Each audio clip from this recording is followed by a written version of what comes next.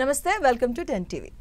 11 ఏళ్లకే సినీ ఇండస్ట్రీలో అడుగుపెట్టి నాటి హీరోల దగ్గర నుంచి నేటి హీరోలు అందరితోనూ వర్క్ చేస్తూ ఉన్నారు. అలాగే అందరితోనూ మంచిగా ఆదరణ పొందుతూ ఉన్నారు. అందరి అభిమానులు గుండెల్ని కొల్లగొట్టేశారు. అలనాటి ఈనాటి నటి కవిత గారు ఈరోజు మన అతిథి. వారు మనతో పాటు ఉన్నారు, వారితో మాట్లాడదాం. నమస్తే అండి. నమస్తే అండి. ఎలా ఉన్నారు? గుడ్ అండి, థ్యాంక్ యూ. మీరు ఎలా ఉన్నారు? మంచిగా ఉన్నారు. నేను కూడా చాలా చాలా బాగున్నాను. I love your smile. Oh thank you. మీలాంటి యంగ్ గర్ల్స్ అంత కాంప్లిమెంట్స్ ఇస్తే ఇంకా హ్యాపీగా ఉంది. మాకు పోటీ వస్తున్నారు మీరు. అయ్యో నో అండి, always I treat you all like my daughters. So మీరు అందరూ బాగుండాలనే అనుకుంటాను. సో మీరు అలా చెప్తున్నారు కానీ అంత పోటీ ఇచ్చేలాగే ఏం లేదు. నో, చూడండి మన ఇద్దరికి అసలు ఎవరైనా అడగండి, అండి. Thank you. I'm so happy today. మీతో ఇలా కూర్చొని మిమ్మల్ని ఇంటర్వ్యూ చేయడం చాలా చాలా హ్యాపీగా ఉంది. బికాస్ ఇండస్ట్రీలో చాలా రేర్గా ఉంటారు ఇలాంటి పీపుల్. మీరు 500 పైన సినిమాలు చేశారు, చాలా సీరియల్స్లో వర్క్ చేశారు, and more over main thing 100 పైన హీరోయిన్స్గా చేశారు. 152 పైన సినిమాలుగా హీరోయిన్గా చేశారు. అసలు అదంతా మళ్ళీ తలుచుకుంటే అసలు ఎలా ఉంటుంది? అసలు నాకు అప్పుడప్పుడు చాలామంది పంపిస్తూ ఉంటారు. ఆ మూవీ వాళ్ళు ఇంట్లో కూర్చొని టీవీలో చూస్తుంది చిన్న రికార్డ్ చేసి ఇమీడియట్గా వాట్సాప్లో, మేడం ఈ మూవీ చేస్తున్నా, మేడం ఈ మూవీ చూస్తున్నాం. Either it will be Tamil or Telugu, Kannada or Malayalam, మొత్తం 4 లాంగ్వేజ్లో ఎవరో ఒకళ్ళు వాట్సాప్లోని ఆ చిన్న సీను నేను వచ్చింది ఆ సీన్ పెడుతూ ఉంటారనమాట. వెంటనే వాళ్ళు చెప్పిన తర్వాత ఓ టీవీలో నా మూవీ వస్తుందా అని అప్పుడు వెళ్ళి నేను పెట్టి నేను కూడా చూస్తూ ఉంటానన్నమాట. ఎందుకంటే పాత సినిమాలు కదా, అంటే టీవీలో అన్ని ఛానల్స్లోని నా మూవీస్ ఉన్నాయి. ఎవర్ గ్రీన్ మూవీస్ కదా. ఎస్, అది నిజంగా నా అదృష్టం. ఏంటంటే 95% నా మూవీస్ సక్సెస్. అంటే మేబీ ఫెయిల్యూర్ అని నేను చెప్పను, డిజాస్టర్స్ లేవు నా అకౌంట్లో తీసుకోవడానికి కూడా లేవు అసలు. అంటే ఇది ఫ్లాప్ అనేది నేను ఎప్పుడు చూడలేదు. But 95% all platinum jubilees and golden jubilee are 100 days 150 days అలా చూసాను. మేబీ 5% ఏంటంటే లైక్ 50 days 75 days అలాగా. దెర్ ఈస్ నో ఫెయిల్యూర్స్ అండి. నా మూవీ ఎప్పుడు ఇది ఫెయిల్ అయ్యింది అనే మాట 4 లాంగ్వేజెస్లో నేను ఎప్పుడు వినలేదు. మీరు చెప్తుంటే 100 days 150 days కంపేర్ ఇప్పుడు చూడండి, మీరు 50 days చెప్పారు కదా, అవి కూడా హిట్స్. అది 1 థియేటర్ 2 థియేటర్లు అని కాదు, లైక్ మ్యాక్సిమం థియేటర్స్. ఇప్పుడు ఎలాగో థియేటర్స్ తగ్గిపోయాయి అనుకోండి. అప్పుడు మనం ఒక రోడ్లోనే చూస్తే ఒక 2-3 థియేటర్స్ ఉండేవి. ఆ 2-3 థియేటర్స్ కూడా ఫుల్ కంప్లీట్గా హౌస్ఫుల్ కలెక్షన్స్ ఉండేవి. సో అలా సినిమాలు పెట్టినప్పుడు మళ్ళీ గుర్తు చేసుకుంటూ ఉంటారా? అన్ని గుర్తు ఉంటాయి కదా, దాని గురించి మాట్లాడతారు. కొంతమంది కాల్స్ చేస్తారు, మేడం ఈ పలానా సినిమా చూసాము, ఎంత బాగున్నారు మీరు, మీదంతా గోల్డెన్ పీరియడ్ మేడం. అందరూ నాకు ఎక్కువ చెప్పింది ఏంటంటే, నా మూవీస్ చూసినప్పుడు లైక్ అప్పట్లో మంచి కథలు ఉండేవి. లైక్ కథలుతో పాటు ఒక బాబాయిలు, అత్తయ్యలు, పిన్నులు, లైక్ గ్రాండ్ పేరెంట్స్, తాత, అమ్మమ్మ, నానమ్మ, ఇలాగా ఒక కుటుంబ కథ చిత్రాలు ఉండేవి. అందరినీ ఆ వాల్యూస్తోని అలా స్క్రీన్లో చూస్తే చాలా బాగున్నాయి. ఇప్పుడు ఎందుకు మేడం అలా రావట్లేదని పాపం వాళ్ళు నన్ను అడుగుతారు ఇన్నోసెంట్గా. దట్ నా దగ్గర ఆన్సర్ లేదు. బట్ 11 yearsకి అసలు ఏం తెలియదు, స్కూల్కి వెళ్తూ ఉంటాం, ఎలా ఉండాలో కూడా తెలియదు. మీరు ఫస్ట్ సినిమానే హీరోయిన్గా కదా? అవునండి. సో అసలు ఎలా సాధ్యమైంది? ముందు ఏమైనా ప్రాక్టీస్ చేశారా? ఎలా వచ్చింది? It is like red carpet అని చెప్పాలి. అసలు మా నాన్నగారికి కానీ మా అమ్మగారికి కానీ లేదా నాకు కానీ, అంటే ఎలా చెప్పాలి తెలీదు నాకు. అసలు అటువంటి ఇది అనేది లేదనమాట. టోటల్ బ్యాక్గ్రౌండ్ కూడా లేదు, ఏమీ లేదు.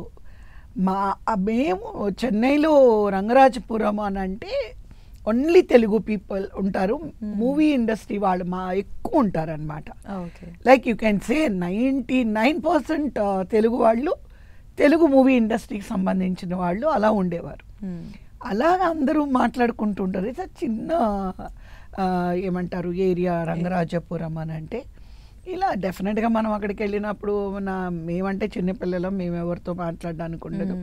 నాన్నగారు అమ్మగారు అందరితో మాట్లాడతారు కాబట్టి ఒకరోజు నాన్నగారు వీళ్ళందరూ మేనేజర్లు ఎవరో కొంతమంది ఎగ్జిక్యూటివ్ ప్రొడ్యూసర్స్ వాళ్ళు కూర్చొని కబుర్లు చెప్పుకునేటప్పుడు అప్పుడే స్కూల్ నుంచి నేను అక్క చెల్లి తమ్ముడు వస్తున్నాం అనమాట. వస్తే మా నలుగురిలోని ఆయన కృష్ణయ్య గారు కన్నయ్య ఆయన పేరు. ఆంజనేయులు నీ చిన్న కూతురు కదా అని అన్నారు. అవునంటే అవును అంటున్నారు నాన్నగారు. పాప ఇట్రా అని నన్ను పిలిచారు. వెళ్ళాను. సినిమాలో యాక్ట్ చేస్తావా అంటే నేను నవ్వేసి వెళ్ళిపోయారు అనమాట. జోక్స్ కూడా ఉండొచ్చు కదా. సో మరి నాన్నగారితో ఏం చెప్పారో ఏమో తెలీదు. అమ్మ అన్నారు పొద్దున్న రేపు స్కూల్కి వెళ్ళొద్దు, మనం ఒక ప్రొడక్షన్ ఆఫీస్కి వెళ్ళాలి అది అదంటే ఎందుకు ఏంటి అంటే తెలీదు, అంకుల్ పిలిచారు కదా నాన్నగారు నువ్వు నేను వెళ్దాము అని. నాకు అంటే అసలు తెలియదు కదా. ఇప్పుడే మిమ్మల్ని ఒక స్పేస్కి వెళ్తారా అంటే మీకు స్పేస్కి వెళ్ళాలి అనేది మీకు తెలియదు కదా. So we're totally from different. ఆ టైంలో ఏంటంటే మాది ఫుల్గా విలేజ్ బ్యాక్గ్రౌండ్, మేము విలేజ్ నుంచి వచ్చాము, మాకేమీ తెలీదు. సో ఇంకా మరుసటి రోజు ఒక పట్టు లంగా పట్టు జాకెట్టు చక్కగా తల నిండా నూనె పెట్టి మా అమ్మగారు చక్కగా జడాలు పైకి రిబ్బన్తో కట్టి, అదే నాకు ఈ కౌన్ బనేగా మాధురి దీక్షిత్ అని చెప్పి ఒక అమ్మాయితో సినిమా తీశారు చూడండి, కౌన్ బనేగా మాధురి అని ఒక మూవీ వచ్చింది.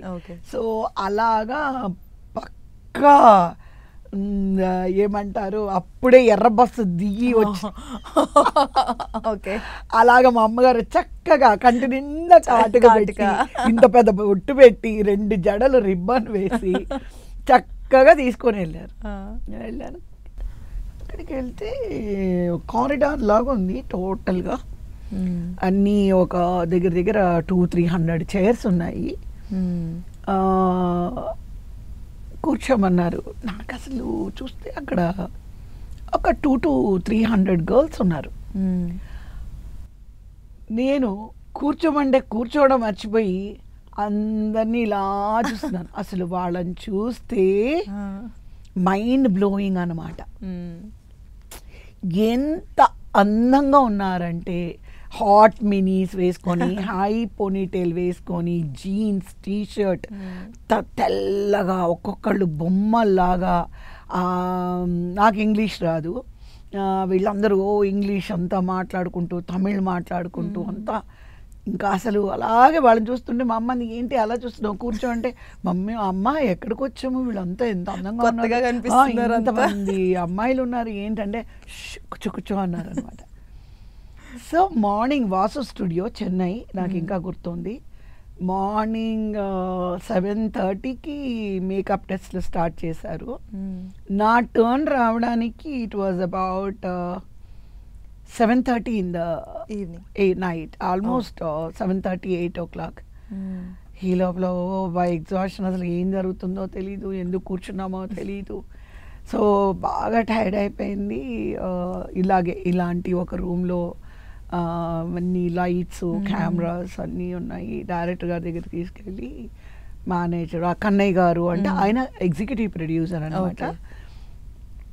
సార్ వీళ్ళు తెలుగు వాళ్ళు సార్, ఆంధ్ర నుంచి వచ్చారు, వీళ్ళు రంగరాజపురంలో ఉంటున్నారు.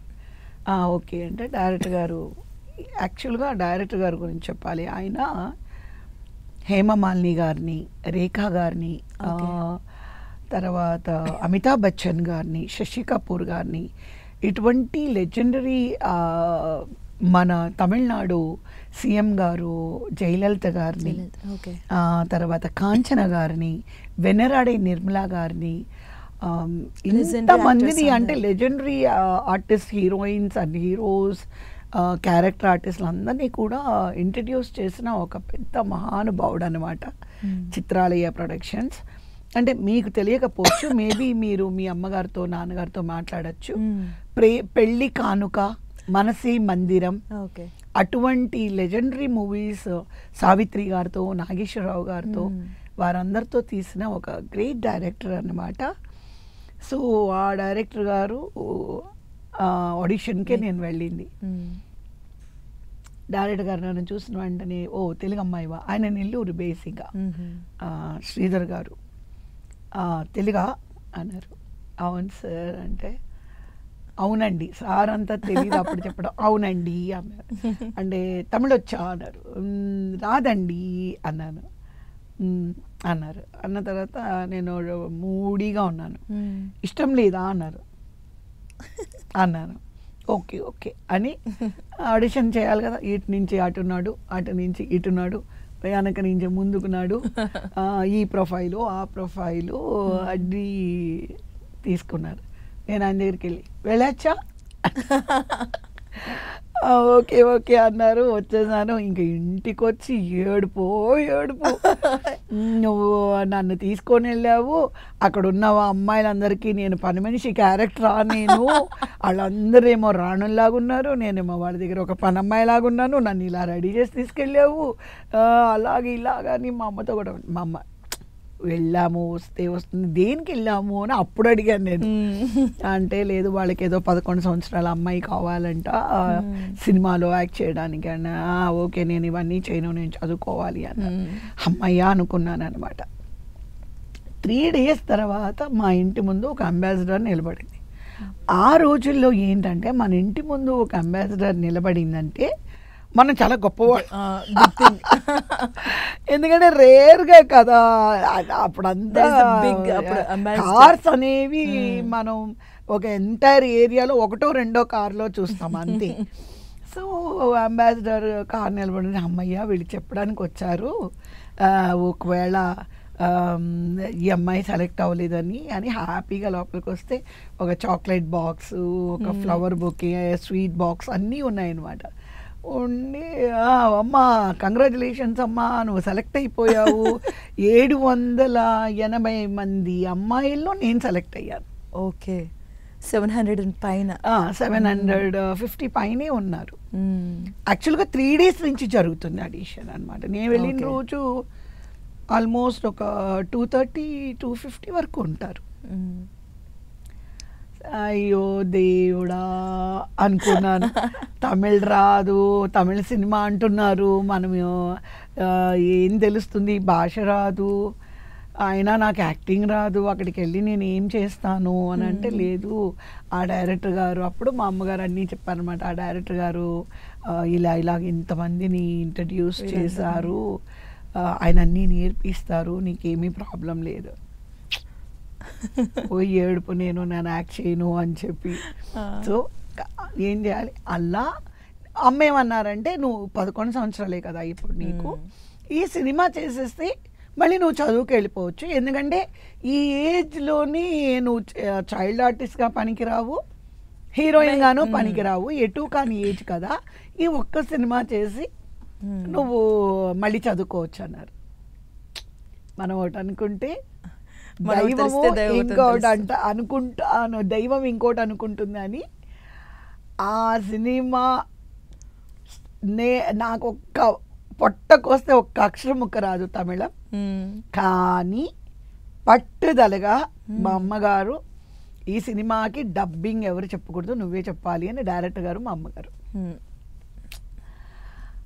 తమిళ్ ట్యూషన్స్ పెట్టించి తమిళ్ రాయడము, తమిళ్లో మాట్లాడము, ఇవన్నీ నేర్పించి, మీరు నమ్ముతారా, మాట్లాడడానికి ఒక్క మాట రాదు, మొత్తం సినిమా నా ఓన్ వాయిస్, మొత్తం మీరే డబ్బింగ్ చెప్పారు? నేనే చెప్పాను. ఓకే, అంటే ఎంత గ్యాప్ ఉండింది మీకు మూవీకి అండ్ ఈ స్టార్ట్ అవ్వడానికి? ఓకే చెప్పాను అంటే షూటింగ్ వెళ్ళిన తర్వాత నేర్చుకో. ఓకే, వెళ్ళిన తర్వాత అప్పుడు మీరు ఇమ్మీడియట్ ఈ ఆడిషన్ అయిన వెంటనే నెక్స్ట్ మంత్ కుట్రాలంలో షూటింగ్ స్టార్ట్ అయిపోయింది. ఓకే, అక్కడే కూర్చొని లైక్ ప్రొద్దున్నే తెలుగులో రాసుకొని ఒక 6 o'clock అంతా ఎగ్జామ్కి వెళ్ళినట్టుగా ఓ పెద్ద సౌండ్తోని అంటే స్టాఫ్ అంతా మేకప్ హెయిర్ డ్రెస్ అందరూ తమిళ వాళ్ళే కాబట్టి వాళ్ళకి తెలుగు కూడా వచ్చు. అక్కడ చెన్నై ఏంటంటే మనకి ఒక ప్లస్ పాయింట్, తమిళ తెలుగు రెండు మాట్లాడతారు అందరూ, ఆ ప్రాబ్లం లేదు. సో అలాగా నాకు ఈ డైలాగ్కి ఇది అర్థము, ఇది ఇలా మాట్లాడాలి, ఇలా ప్రొనౌన్స్ చేయాలి. మా మేకప్ మ్యాన్ గారు అన్నీ పాపం పక్క నుండి అన్నీ నేర్పిస్తూ ఉండేవారు. ఇంకొక ఇది ఏంటంటే మా మదర్కి ఫాదర్కి కూడా తమిళ రాదు. సో వాళ్ళేమీ నాకు చెప్పలేరు. సో ఇలా ఇప్పుడు పి వాసు గారు ఉన్నారు కదా డైరెక్టర్ గారు, ఆయన అసిస్టెంట్ డైరెక్టర్ మూవీకి. ఆయనకి తెలుగు తమిళ వచ్చు కాబట్టి ఏదైనా నేను తప్పుగా మాట్లాడితే ఆయన అలా కాదు, తమిళ్లో ఇలాగా దీని మీనింగ్ ఇలా ఉంటుంది, ఇలా ప్రొనౌన్స్ చేయాలని వాసు గారు కూడా నాకు కొంచెం హెల్ప్ చేశారన్నమాట. సో అలాగా ఆ మూవీకి నా ఓన్ వాయిస్ ఇవ్వడం వల్ల ఏమైందంటే ఆ మూవీ సూపర్ డూపర్ హిట్ అయింది. తమిళనాడులో కవిత అని అనకుండా ఆ మూవీ నేమ్ ఓం మంజు. ఓకే, కవిత అని అనరు, ఓం మంజు కవిత. ఓకే, అంటే ఆ సినిమా నా సర్నేమ్ లాగా అయిపోయింది, ఇంటి పేరు లాగా అయిపోయి. మీరు ఇప్పుడు చెన్నైకి వెళ్ళారంటే కవిత ఆర్టిస్ట్ అన్నారనుకోండి, యారు యారు అంటారు, ఇలా సీనియర్ ఓ మంజు కవితావా. అది చాలా రేర్గా వస్తుంది అంత గుర్తింపు కూడా. నాకు ఆ సినిమాతోనే ఇప్పుడు నేను చెన్నై వెళ్ళి దిగానా ఎయిర్పోర్ట్లో ఎవరైనా ఇంకా ఓ మంజు కవిత దానే అని అడుగుతారు. అంటే అది నా ఇంటి పేరు లాగా అయిపోయింది. ఎందుకంటే that movie was very big hit. ఆ హిట్ అయిన తర్వాత అమ్మయ్య అనుకున్నాను, ఇంకా మనం యాక్ట్ చేయక్కర్లేదు అనుకున్నాను. నా ఏజ్కి తగినట్టుగా కథలు రాయడం మొదలుపెట్టారు. ఎలా అంటే శివాజీ గణేశన్ గారు, కేఆర్ విజయ్ గారు అమ్మా నాన్నగారు, నేను వాళ్ళకి కూతురు, కథ నా మీద. ముత్తురామన్ గారు, శారద గారు, కథ నా మీద. జయశంకర్ గారు, శ్రీవిద్య గారు, కథ నా మీద. మెయిన్ మీరే అన్ని వాటిలో మీరే అలాగా వాళ్ళ కూతురు వాళ్ళ చెల్లెలు అలాగా క్రియేట్ చేసి సబ్జెక్ట్ నా మీద పెట్టేసి సీనియర్ ఆర్టిస్టులు వాళ్ళకి ఉండి మా ముగ్గురు చుట్టూ ఆ కథ తిరిగేలాగా కథ. ఒక దాంట్లో సుజాత గారు, శివాజీ గణేశన్ గారు, నేను మెయిన్ క్యారెక్టర్. నాకు పేరు ఆ సినిమాలో చంద్రమోహన్ గారు. సో ఇలా తమిళంలో జరుగుతూ ఉండగా సిరిసిరి మువ్వ అని తెలుగులోని ఏడిద నాగేశ్వరరావు గారు ఓ మంజు షూటింగ్ జరిగేటప్పుడు మా సెట్కి వచ్చారు. వచ్చి యాక్చువల్గా వాళ్ళు వచ్చింది హీరోయిన్గా బుక్ చేసుకోవడానికి. అంటే జయప్రద గారు చేసిన క్యారెక్టర్కి కొత్త అమ్మాయిని వెతుకుతున్నారు. నన్ను చూసి ఏడిద నాగేశ్వరరావు గారు అన్నారు. అంటే శ్రీధర్ గారిని అడిగారు, సార్ మీ హీరోయిన్ మేము చూడాలి అని. సరే అని నన్ను పిలిస్తే ఈ స్కూల్ యూనిఫామ్లో సార్ ఈ అమ్మాయి కాదు సార్ మీ హీరోయిన్ పిలవండి సార్ అని అంటే శ్రీధర్ గారు అన్నారు, అయ్యో నాయన ఆ అమ్మాయి హీరోయిన్, ఆ అమ్మాయి మీదే టైటిల్ రోల్ చేస్తుంది ఆ అమ్మాయి అని చెప్పేసి అన్నారనమాట. అంటే ఆయనకి ఎందుకో నా మీద నమ్మకం వచ్చి సరే హీరోయిన్ కాకపోయినా హీరోయిన్ సిస్టర్గా మనం కవితని తీసుకోవాలి, అమ్మాయి ఫోటోజెనిక్ అంత బాగుంది. సో అమ్మాయి చాలా అంటే చిన్న వాణిశ్రీలాగా ఉంది, అది అప్పుడే టాక్ అనమాట. అభినయం, అందం, తెగువ అంత లేదంటారు ఏంటి? అలా లేకుండా ఎవరు సక్సెస్ రేట్ రాదు కదా. అభినయం, అందం, తెగువ అంటే మీరు అక్కడ ఉన్న సిచ్యువేషన్స్ చెప్పిన బట్ తెగువ కూడా ఉంది కదా అందులో. డైరెక్ట్గా డైరెక్టర్కే మీరు లేదు కాదు అంటే భయమే వేయలేదా అంతమంది ముందు? అంటే మొత్తం ఉంటుంది కదా. ఫస్ట్ మీకు తెలియాల్సింది ఏంటంటే మన విషయం ఏంటని తెలిస్తేనే భయం ఉంటుంది. అసలు ఏంటో తెలియకపోతే దేనికి భయపడాలి? మనకి భయం అనేది ఉండదు. చిన్నపిల్లలు చూడండి, ఒక పాము వస్తే పట్టుకోవడానికి చూస్తారు, మీరేం చేస్తారు? పట్టుకుంటారా? తెలుసు కదా, తెలుసు కాబట్టి.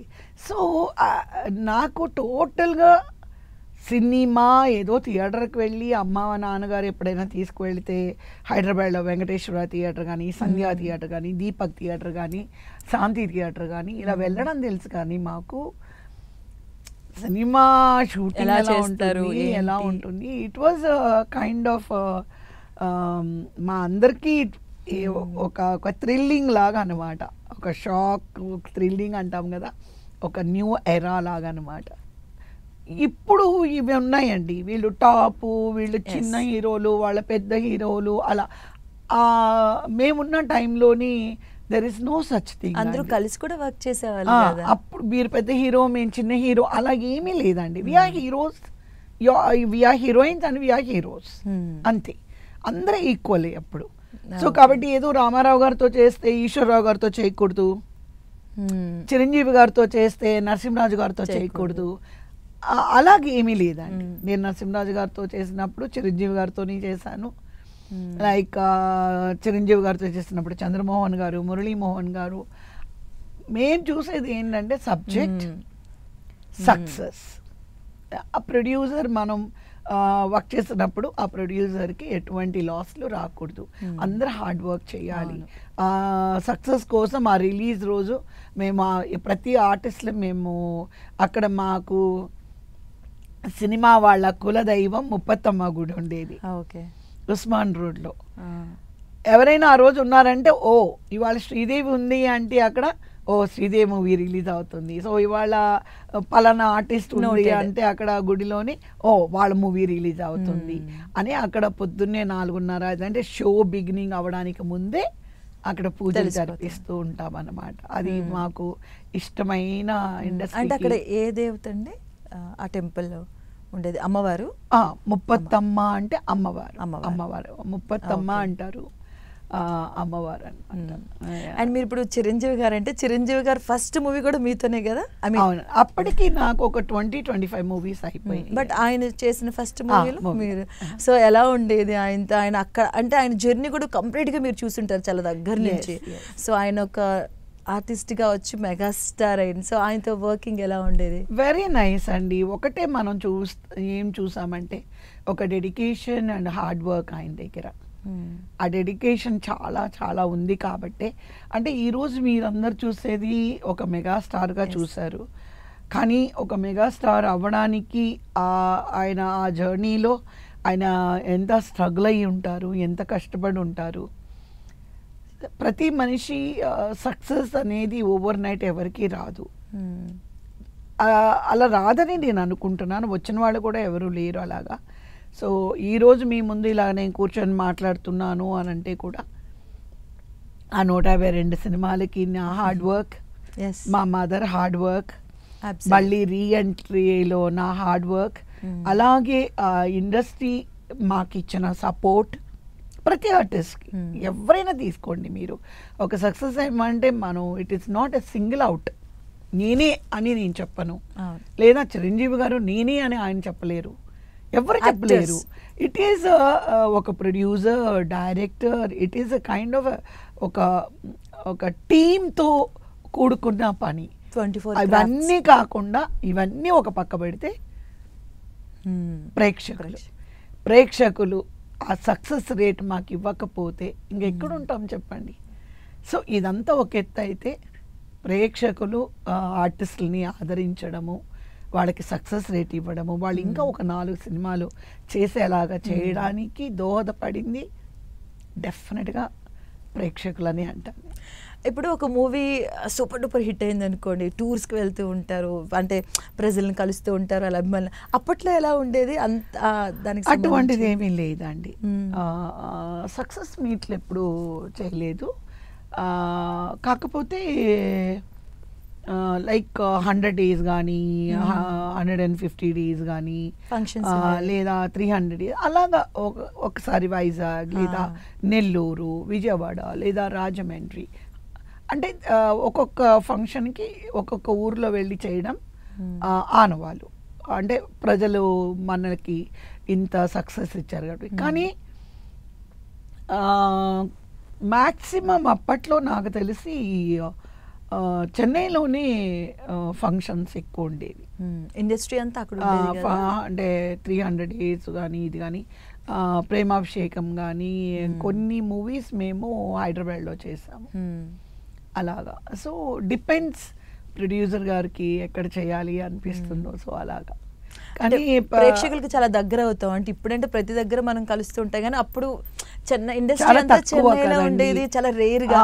ఇప్పుడు మొబైల్ ఓపెన్ చేస్తే చాలా అన్ని తెలిసిపోతున్నాయి, కానీ అప్పుడు రేట్ టు రేట్ కలవడం కూడా చాలా రేర్ గా జరిగింది. ఏదైనా అప్పుడంటే మ్యాగజైన్స్ చాలా కవరేజ్, సినిమా రంగం కానీ, జ్యోతి చిత్ర కానీ, సితారా కానీ, విజయ్ చిత్ర కానీ, ఈ మ్యాగజైన్స్ ఏంటంటే ఎక్కడెక్కడ షూటింగ్ జరుగుతుందో అక్కడికి వచ్చి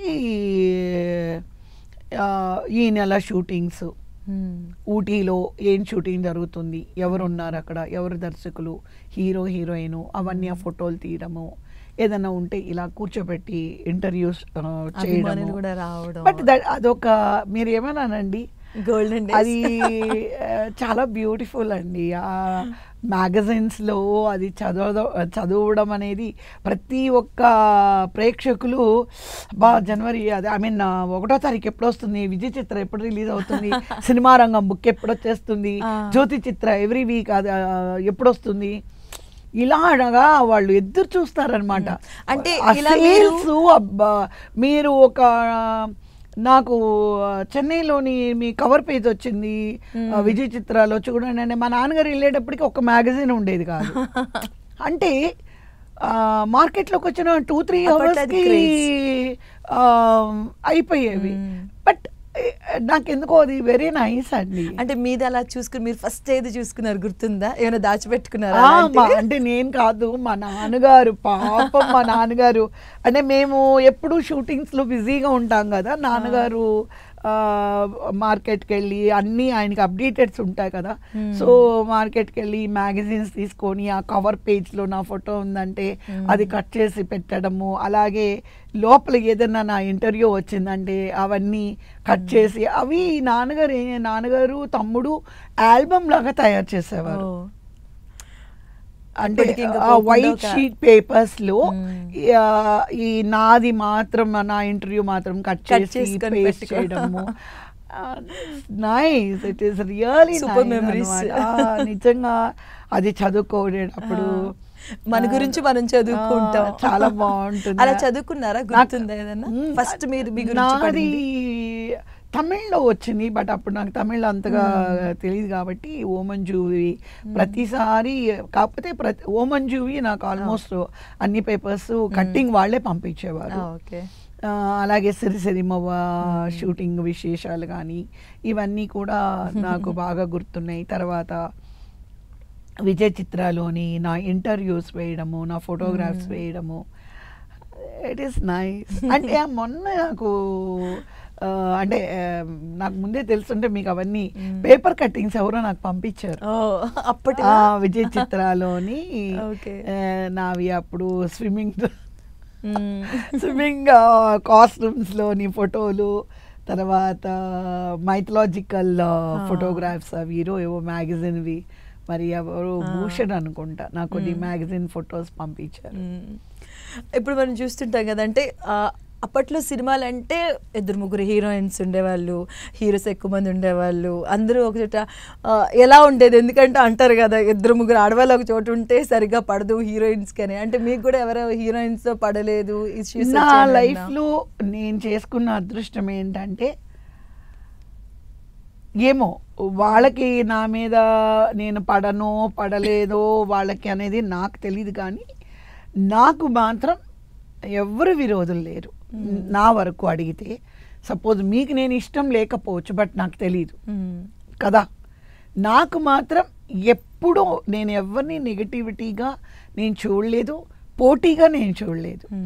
నా పోటీ ఏంటంటే యాక్టింగ్లో జయప్రదక్క కానీ, జయసుధక్క కానీ, శ్రీదేవి కానీ, లేదా హీరోస్ని తీసుకున్నా ఎవరితో నాకు పోటీ కాదు. నా పోటీ కెమెరా ఆన్ అన్న తర్వాత అక్కడే నా పోటీ. అక్కడ డెఫినెట్గా I want to do my best, అంతే తప్ప దెర్ ఈస్ నో పర్సనల్ ఇది ఉండదు. ఒకసారి నేను తెలుగు షూటింగ్లో వాహినిలో ఉన్నాను, శ్రీదేవి కూడా అదే స్టూడియోలో వేరే షూటింగ్ ఉందనుకుంటా. నా బాగా టైర్డ్ అయిపోయాను, ప్యాకప్ అన్నారు. 9 o'clock ఇలా బయటకు వస్తే పెద్దగా ఒక కేకేసి గట్టిగా హక్ చేసుకున్నాను మరి.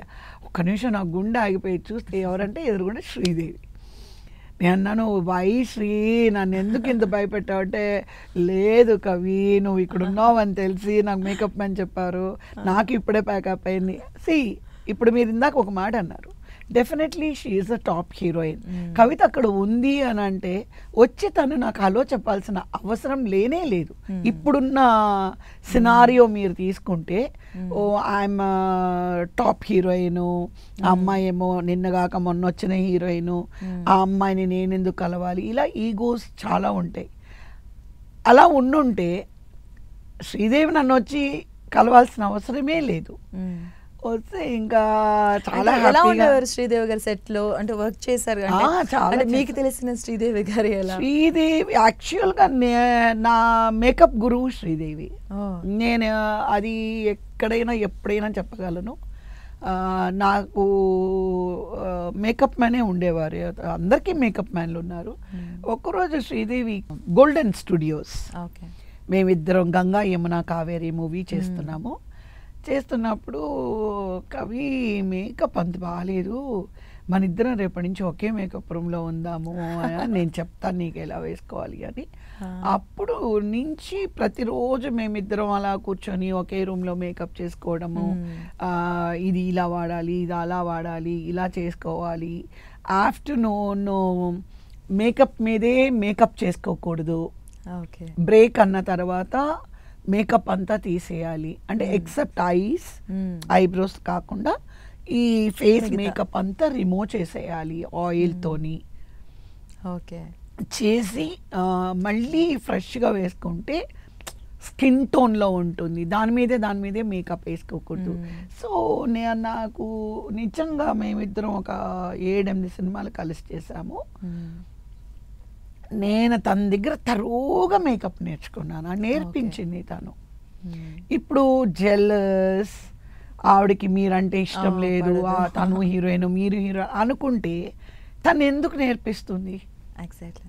సో అలా మేమంతా ఒక హెల్దీ రిలేషన్షిప్. చెప్పాలంటే అప్పటి వాళ్ళంతా ఆనిముత్యాలు అనొచ్చు. ఎందుకంటే మీరు ఇప్పుడు శ్రీదేవి గారి గురించి చెప్తున్నప్పుడు చాలా ఆవిడ బాసీగా ఉంటారు, రిజర్వ్గా ఉంటారు, అలాంటివే బయటకు వచ్చేవి. కానీ మీరు ఇప్పుడు చెప్తుంటే అంత ఫ్రెండ్లీగా ఉంటారని ఎవరికి చాలా తక్కువ మందికి తెలిసింది. అలాగని కాదండి, అందరితో ఉండాల్సిన అవసరం లేదు కదండి.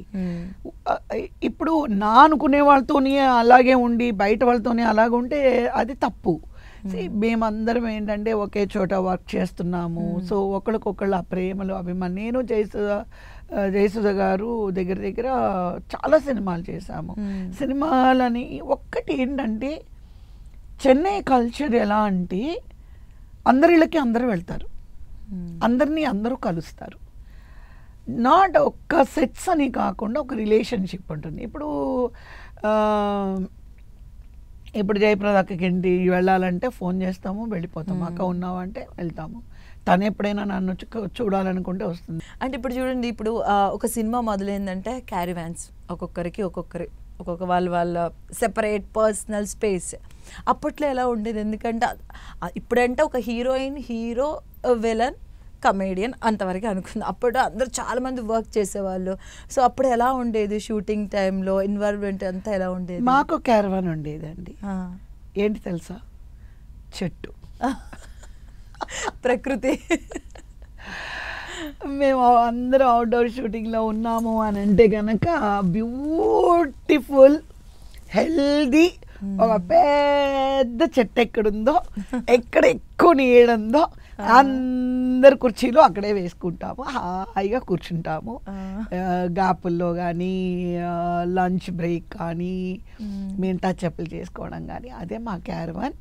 అఫ్ కోర్స్ బట్టలు మార్చుకోవడానికి మీరు అడగచ్చు. మేము బట్టలు అంతా అదే చెట్టు వెనకాల కాస్ట్యూమర్స్ బెడ్షీట్లు 4 పక్కల పట్టుకొని ఉంటారు, కట్టడం కూడా కాదు, పట్టుకొని ఉంటారు. బేసిక్గా ఏంటంటే చాలా లేడీ స్టెంట్లు, లేడీ డ్రెస్లు ఉంటారనమాట. సో అలాగ ఒకవేళ మనం మగవాళ్ళు అన్నా కూడా ఇలాగ అటు తిరిగి పట్టుకొని ఉంటారు. మేమంతా అలాగే కాస్ట్యూమ్స్ అవి మార్చుకోవడం కూడా జరుగుతుంది. అంటే ఇప్పుడు ఎన్టీఆర్ గారితో వర్క్ చేసేటప్పుడు అట్మాస్ఫియర్ ఎలా ఉండేది, ఏఎన్ఆర్ గారితో ఎలా ఉండేది, కృష్ణ గారితో ఎలా ఉండేది? లైక్ ఎందుకంటే ఒక్కొక్కలా మాకు కనిపిస్తారు, బట్ మీరు దగ్గరగా చూసారు కదా. రామారావు గారితో వర్క్ అంటే లైక్ ఆమెలో డిసిప్లిన్ లాగా ఉంటుంది. ఓకే. నాగేశ్వరరావు గారితో వర్క్ అంటే బబ్లీగా ఉంటుంది, సరదాగా చాలా బాగుంటుంది. అలాగే మీరు కృష్ణ గారు ఏంటంటే మితభాషి. కృష్ణ గారు చాలా తక్కువ మాట్లాడతారు జనరల్గా, చాలా షై పర్సన్ అయినా చాలా తక్కువ మాట్లాడతారు. తర్వాత ఇంకా అందరూ they very nice, very bubbly. మళ్ళీ రామారావు గారు మాత్రమే ఎలా ఉంటుందంటే ఆర్మీ రూల్ లాగా ఉంటుంది. బట్ ఈజ్ వెరీ నైస్ అండి, వెరీ అంటే ఒక పెద్దవారుగా అందరూ ఆయన దగ్గర అలా ఉంటారు. ఆయన ఇలా ఉండండి అని ఆయన చెప్పడం కాదు, ఆటోమేటిక్గా ఆయన చూసేటప్పటికి అందరూ కామ్ అయిపోతారనమాట. ఆయనకి మెయిన్ ఏంటంటే డిసిప్లిన్, అంటే టైమింగ్ 7 o'clock కాల్ షీట్ అంటే 6:45కి వచ్చేయాలి. పెద్దవాళ్ళందరూ అంతే, శివాజీ గారు కానీ, ఎంజి రామచంద్రన్ గారు, నాగేశ్వరరావు గారు అండ్ రామారావు గారు 7 o'clock. ఇప్పుడు రామారావు గారు షూటింగ్లో మేము ఉన్నాము అని అంటే 7 o'clock అంటే మేము 6:30కే వెళ్ళిపోతాం, ఎందుకంటే 6:45కి ఆయన వచ్చేస్తారు. అలా అనమాట. అసలు బేసిక్గా ఈరోజు నాకు ఒక నైట్ షిఫ్ట్ పడింది అనుకోండి, నెక్స్ట్ రోజు మార్నింగ్ షిఫ్ట్ పడింది అనుకోండి, చాలా కష్టం. అలాంటిది మీరు ఆ టైంలో 4 షిఫ్ట్లు చేసేవాళ్ళంటే అసలు ఎలా సాధ్యం? అసలు రహస్యం ఏంటి అసలు? నాకే డౌట్గా ఉంది. ఎందుకంటే చాలా కష్టం. ఏజ్, స్పిరిట్ అండ్ మా అమ్మగారి ఎంకరేజ్మెంట్, మా అమ్మగారి ఒక డెడికేషన్, తర్వాత అప్పుడున్న నిర్మాతలు, లేదా ఎప్పుడు ఈ ఇండస్ట్రీ ఎలా ఉంటుందంటే మనకి డిమాండ్ ఉన్నప్పుడే మనం వర్క్ చేయగలం. నేను తాపిగా పనిచేస్తాను అని అంటే డిమాండ్ లేని తర్వాత మీకు సినిమాలు కావాలంటే రావు, ఉన్నప్పుడే చేయాలి. సో బట్ మా అమ్మగారు అంటే మా అమ్మగారు కాదు డేట్స్ అప్పుడంతా వెంకన్న బాబు గారు అని చెప్పి ఆయన ఒక 23 ఆర్టిస్టులకి చూసేవారు, డేట్స్ చూసేవారు. సో మేబీ నేను ఎప్పుడు ఆయనతో మాట్లాడలేదు, అమ్మ మాట్లాడతారు. అమ్మని అడుగుతుండే, అమ్మ నిద్ర వస్తుంది అంటే సరే గ్యాప్ దొరికినప్పుడు అంతా నిద్రపో అని చెప్తూ ఉంటారు అనమాట. ఎప్పుడు తలగడ దుప్పటి కార్లో ఉంటుంది పర్మనెంట్గా. ఎక్కడైనా చెట్టు కింద నిద్రపోయేవారా మీరు? అసలు 2కి పడుకోవడము, 4 o'clock లేవడం, రోజు 2 hours. అలాగా it was there for 13 years. 13 years అసలు నిద్ర అనేది ఏంటో మర్చిపోయాను అన్నమాట. సెకండ్ సండే షూట్స్ ఉండవు. ఆ టైంలో ఏంటంటే అమ్మ చెప్తారు ఏమని, కవి వాళ్ళ నీకు నిద్రపోవాలని ఉంటే, అప్పుడు కూడా నేను సన్ రైజ్ అయిన తర్వాత లేవకూడదు మా ఇంట్లో, సన్ రైజ్ ముందే లేవాలి, అదొక సిస్టమ్ అన్నమాట. సో అరౌండ్ అప్పుడు కూడా అమ్మ 5 o'clockకే లేపుతారు. సో 1/2 hour ఎక్సర్సైజ్లు అవి చేసి, స్నానం చేసి, పూజ చేసి, టిఫిన్ అది చేసి ఓకే వెళ్ళి పడుకో అంటారు. మళ్ళీ కరెక్ట్గా 12:30కి లేపుతారు. భోజనం అయిపోయిన వెంటనే ఓకే ఈవినింగ్ 5 వరకు పడుకో అంటారు. ఒక్కరోజు తెలియకుండానే అలా నిద్రపోతూ ఉంటానన్నమాట. సో అది లైఫ్. కానీ అది పెయిన్ఫుల్ అని చెప్పను, ఇట్ ఈస్ వెరీ ఎంజాయ్డ్. మనం ఏదైనా ఎంజాయ్ చేస్తే అది మనకి ఏదో తెలీదు. వర్క్ అంటే నాకు చాలా ఇష్టం. సో అలాగే ఆ టైంలోని వేరే ఆలోచించడానికి కూడా టైం లేని ఒక సిచ్యువేషన్ అన్నమాట. It goes. ఇప్పుడు ఒక గుర్రం మీద మనం వెళ్ళామంటే ఇటు అటు చూడకుండా మనం వెళ్తూనే ఉంటాం కదా, అలాగా నడవలేదు, పరిగెడుతూనే ఉందన్నమాట నా లైఫ్ అన్ని సంవత్సరాలు. ఎప్పుడూ అనిపించేది నాకు, అబ్బా ఒక అలా నిలబడాలి, ఎప్పుడు నిలబడతానా అనిపించింది. That happened with my marriage. Okay. అంటే మీకు ఒక దగ్గర విన్నాను నేను, మీకు కృష్ణ గారు లాంటి హస్బెండ్ రావాలి అంటే మీరు చాలా ఇష్టం, మీకు చాలా ఇష్టం అంటే కదా కృష్ణ గారు అంటే. నేను మూవీస్కి రాకముందు కృష్ణ గారు ఫ్యాన్ అండి. మోసగాళ్ళకి మోసగాళ్ళు అయితే ఒక 100 times చూసుంటాను వెంకటేశ్వర థియేటర్లో. ఓకే. హైదరాబాద్లో నారాయణగూడ వెంకటేశ్వర ఉంది కదా, 100 times. బికాజ్ ఆ థియేటర్ మా నాన్నగారు వాళ్ళ ఫ్రెండ్ది అనమాట. సో మాకు టికెట్ అది ఉండేది కాదు, అంటే వెళ్ళిపోయి ఆ మోసగాళ్ళకి సినిమా చూసేవాళ్ళం. సో కృష్ణ గారు అంటే అసలు చాలా చాలా ఇష్టం అన్నమాట. కానీ ఆయనతో యాక్ట్ చేస్తే ఫస్ట్ టైం యాక్ట్ చేయాలి అనేటప్పుడు మాత్రం నాకు టెన్షను, ఒక హ్యాపీనెస్, కృష్ణ గారిని చూస్తున్నాను అని చెప్పి విజయనిర్మల గారే వెళ్ళి తీసుకెళ్ళి చెప్పారు, తను మీ డై హార్ట్ ఫ్యాన్ అండి. మీరు విజయనిర్మల గారు అంటే మీ అమ్మగారు వంట అంటే ఆవిడకి చాలా ఇష్టం అంటే కదా. చాలా క్యారేజీలు తీసుకొచ్చేవారు. జనరల్గా అప్పట్లో షూటింగ్ ఎలా అంటే, సపోజ్ ఈరోజు ఒక 10 members ఆర్టిస్టులు ఉన్నామంటే 10 ఇళ్లలోంచి మాకు క్యారియర్ వస్తుంది, అందరు షేర్ చేసుకుంటాం, ఒకే చోట కూర్చుంటాం, ఒకే చోట కూర్చొని ఒకే చోట భోజనం చేస్తాం. ఇంకోటి ఏంటంటే మా మదరు చాలా బాగా కుక్ చేస్తారు, చాలా చాలా బాగా. అంటే ఇప్పుడు ఫుడ్లు ఇప్పుడు హీరోయిన్ అనుకోండి మెయింటైన్ చేయాలి, ఇలానే ఉండాలని మనం చూస్తున్నాం కదా, చాలా చాలా రకరకాల డైట్లు కానీ, అంటే అప్పుడు మీరు ఎలా ఫాలో అయ్యేవాళ్ళు? ఇప్పుడే ఈ డైట్లు గీట్లు అన్నీ మాట్లాడుతున్నారు, మాకు ఆ డైట్లు అన్నీ తెలియదు, అవన్నీ ఏమీ తెలియదు, ఆకలేస్తే తినడం అంతే. ఈ మధ్య వింటున్నాను ఈ డైట్లు అనే మాట. నా లైఫ్లో నేను ఎప్పుడు డైట్లు అనేది నేను వినలేదు. ఫుడ్డీ పర్సన్ అలాగేం కాదు, ఆమె వెరీ పూర్ ఈటర్. ఓకే. నా హీరోయిన్ టైంలో అంతా నాకు తెలిసింది సద్దన్నం, బెస్ట్ థింగ్.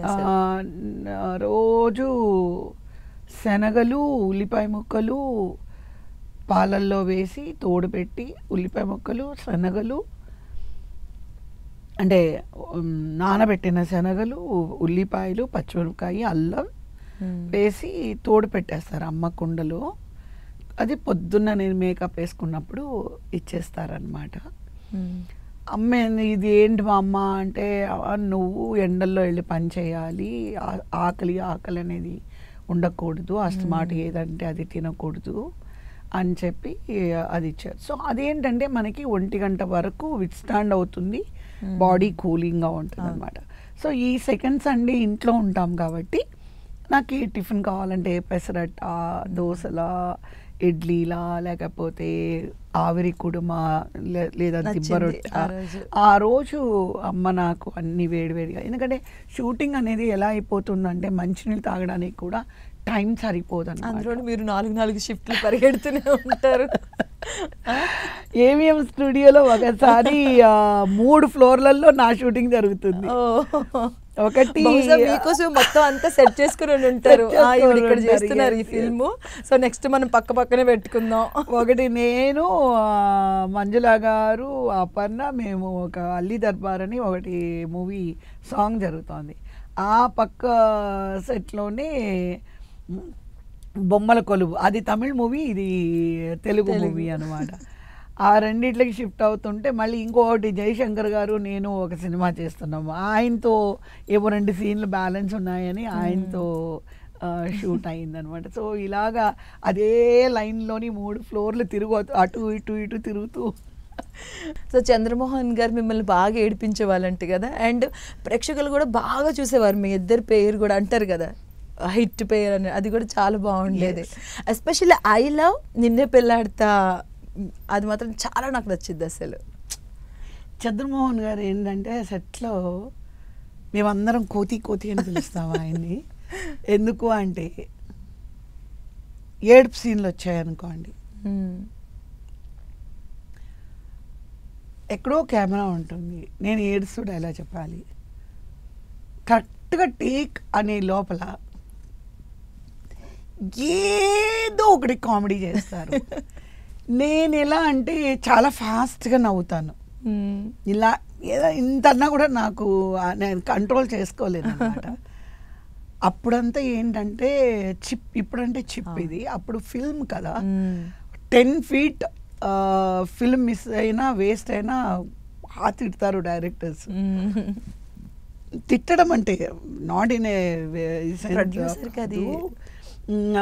ఏంటి సీరియస్గా ఉండాలి, ఏంటి ఫిల్మ్ వేస్ట్ అవుతుంది అని.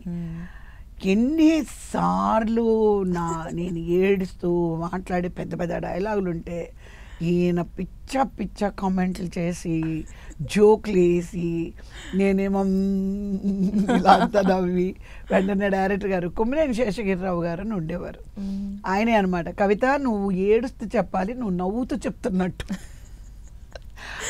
అవునా అండి, నేను వెంటనే అలాగా లేదు నేను ఏడుస్తూనే చెప్పాను.